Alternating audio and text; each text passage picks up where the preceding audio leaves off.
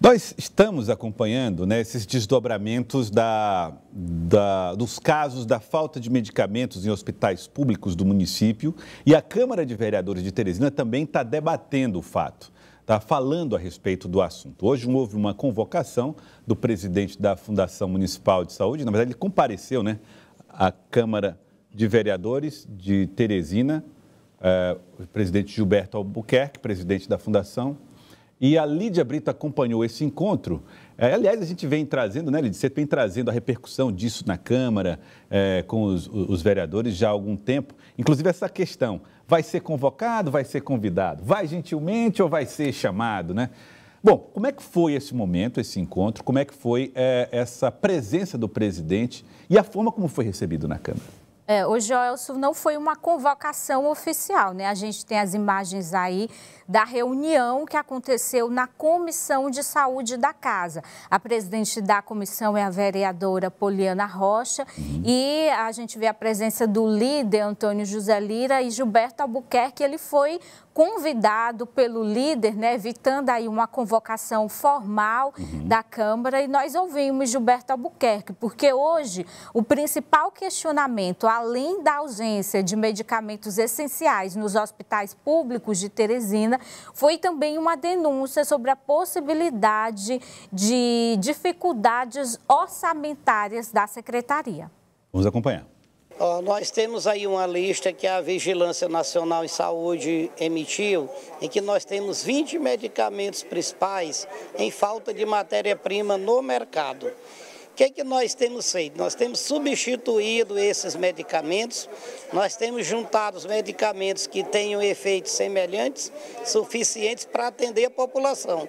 Nós temos aberto novas licitações para que assim a gente possa atender a demanda da população em tempo hábil. Recurso nunca é suficiente na área de saúde. Depois desse período Covid, houve um encarecimento muito grande dos insumos e produtos hospitalares de um modo geral. Nós temos trabalhado para tentar economizar, usar só o essencial e, claro, que em havendo necessidade, a Prefeitura tem a habilidade, tem uma gestão capaz de fazer remanejamentos financeiros. E aqueles itens que forem prioridades, com certeza, serão atendidos.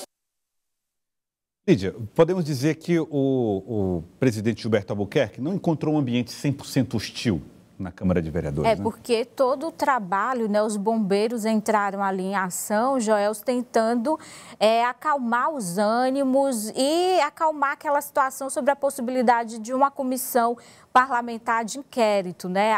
O líder Antônio José Lira buscou ali, junto com o secretário de governo André Lopes e com o próprio Gilberto, né, dialogando ali com os vereadores, tentando fazer essa articulação no sentido de acalmar os ânimos e enterrar nesse momento essa possibilidade de uma CPI para investigar a questão lá na saúde. Mas, Joelson, não ficou totalmente esclarecida a questão. Gilberto trouxe esclarecimentos de que a Fundação já fez 13 processos licitatórios, aguarda o envio desses medicamentos, mas as fabricantes, né, dos medicamentos alegam que há uma crise mundial, não é só aqui no Brasil. Então, é uma crise mundial e insumos fundamentais para a fabricação de alguns medicamentos estão faltando no mercado mundial, mercado internacional, né? Então, aí as licitações estão prontas, mas há uma dúvida de quando esses medicamentos estarão disponíveis, estarão de fato nos hospitais. E outra questão que teve embates nessa reunião entre o vereador Leonardo Eulálio, que é médico também, e Gilberto, com relação a essa questão do orçamento da Fundação Municipal de Saúde. Porque o que o Gilberto coloca? O orçamento, né, a gente está em 2022, o orçamento ele foi elaborado em 2021. No ano passado, a situação econômica era diferente do que a gente está vivendo agora. Hoje, os preços dos medicamentos estão muito mais valorizados do que o orçamento que foi elaborado lá em 2021. Então, o que a Secretaria está colocando é que, de fato, esses medicamentos ficaram mais caros.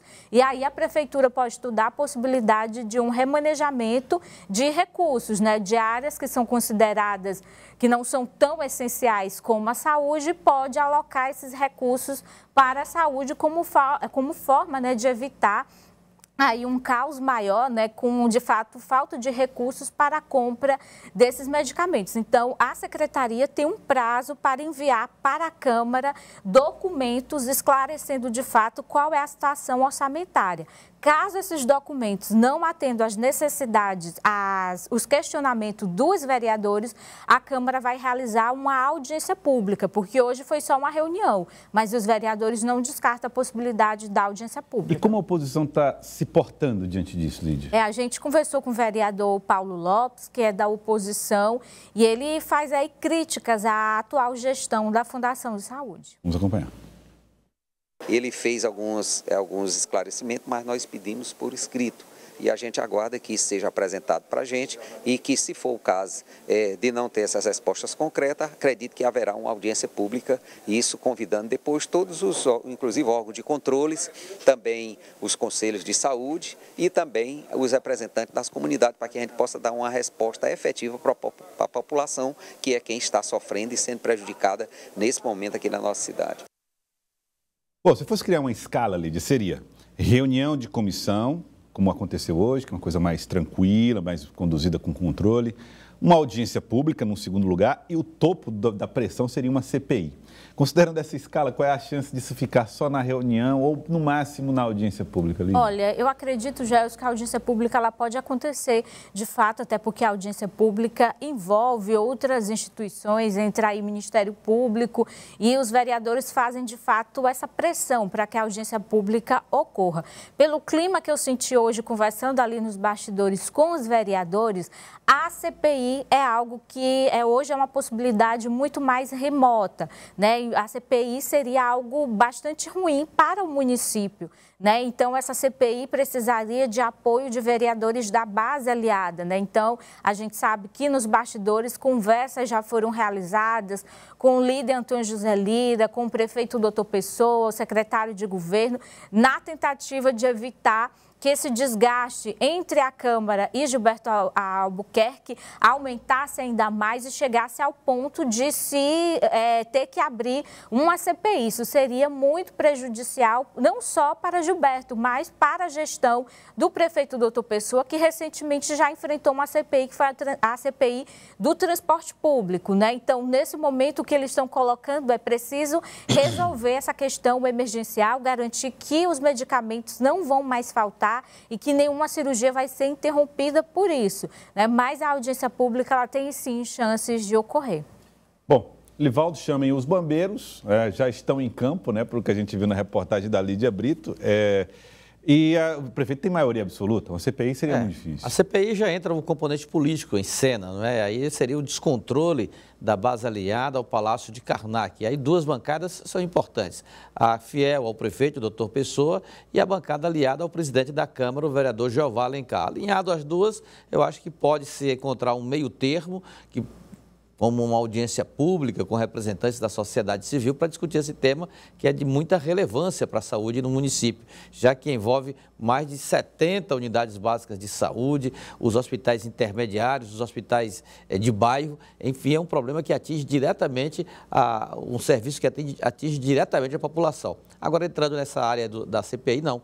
Eu acho que aí a situação é mais complicada, dificilmente o prefeito vai permitir que isso ocorra.